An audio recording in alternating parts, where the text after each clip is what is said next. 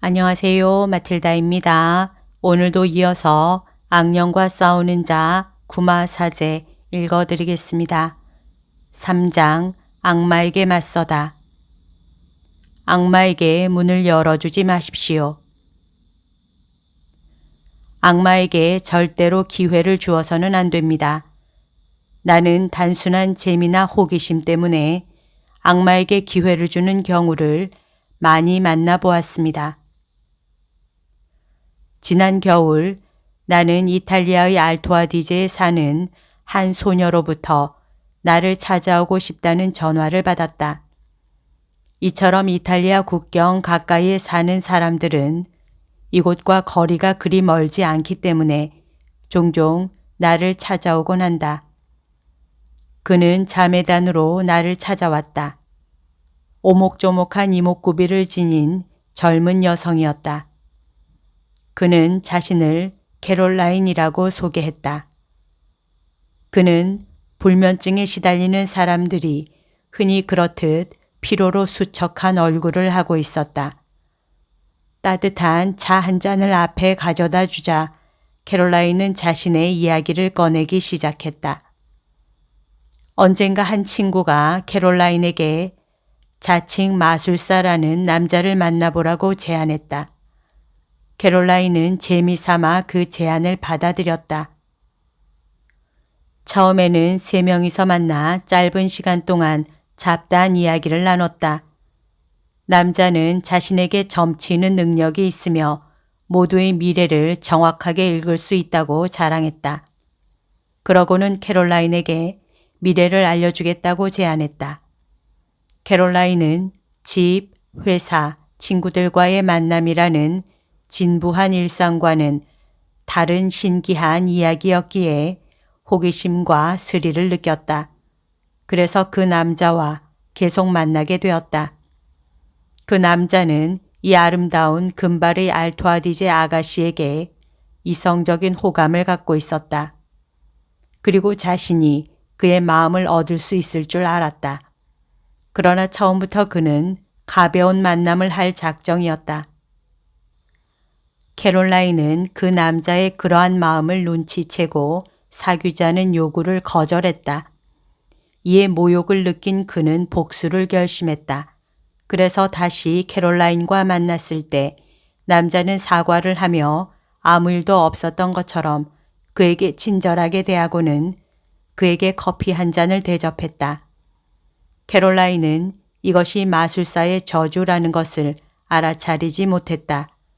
커피를 마신 그는 의식을 잃게 되었고 남자는 이를 틈타 그를 성폭행했다. 정신을 차린 후부터 그는 이상한 느낌을 받기 시작했다.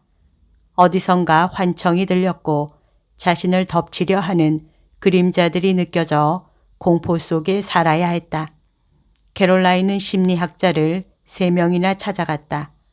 하지만 아무에게서도 납득할 만한 설명을 얻지 못하자 그는 자신에게 마귀가 들린 것은 아닌지 의심하기 시작했다.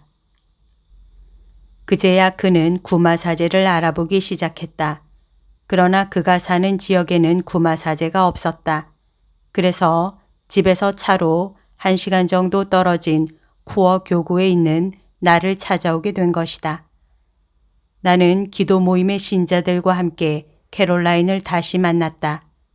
그리고 다 함께 묵주기도를 바치던 중 캐롤라인에게 씌인 악령에게 마음속으로 질문을 던졌다. 너는 누구지? 그때 캐롤라인은 성모송을 바치고 있었는데 기도를 하던 중에 분명히 이렇게 말했다. 글쎄. 나는 이내 이것이 내가 속으로 한 질문에 대한 반응임을 알았다.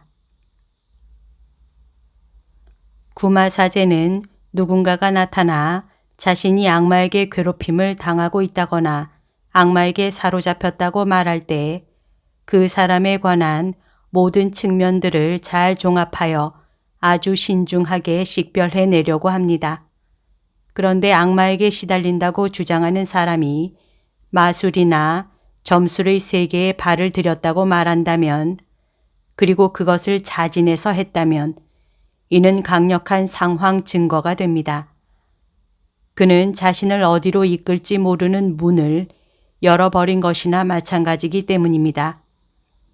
이는 앞서 언급한 4가지 부마 징후들과 더불어 부마를 검증할 때 감안되는 요소이지요.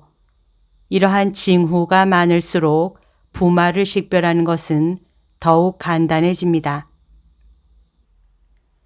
많은 여성들이 백마술을 좋아합니다. 카드점으로 미래에 대한 기대감과 안도감을 찾고자 하기 때문입니다.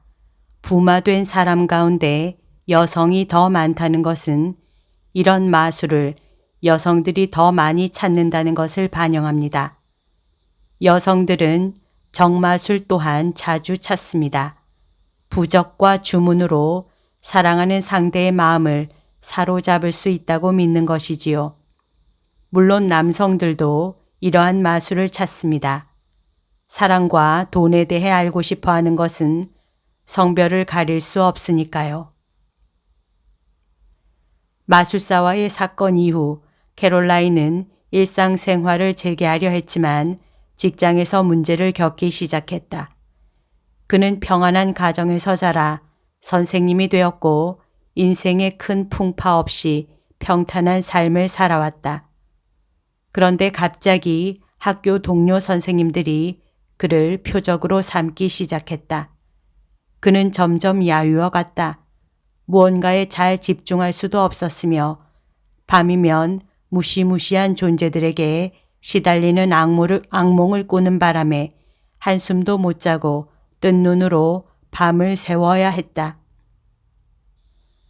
나는 그가 지닌 문제에 대해 약간 의심이 들었다.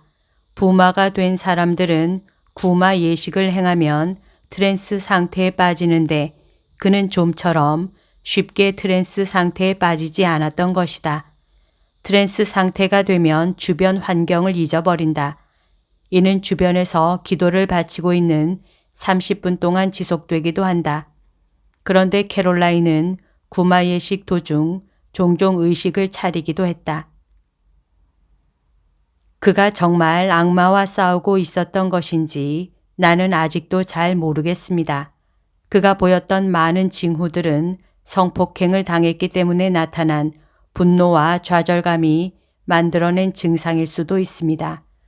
이렇듯 부마를 식별하는 것은 쉽지 않습니다.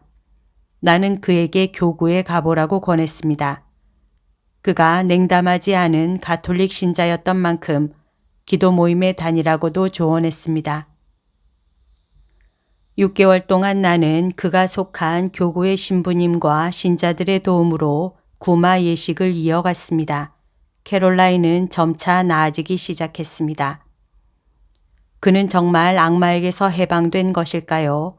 아니면 심리적 트라우마가 해결된 것일까요? 구마 예식 도중 그는 나에게 트랜스 상태가 아닐 때는 말하지 않았던 이야기를 자세히 밝혔습니다.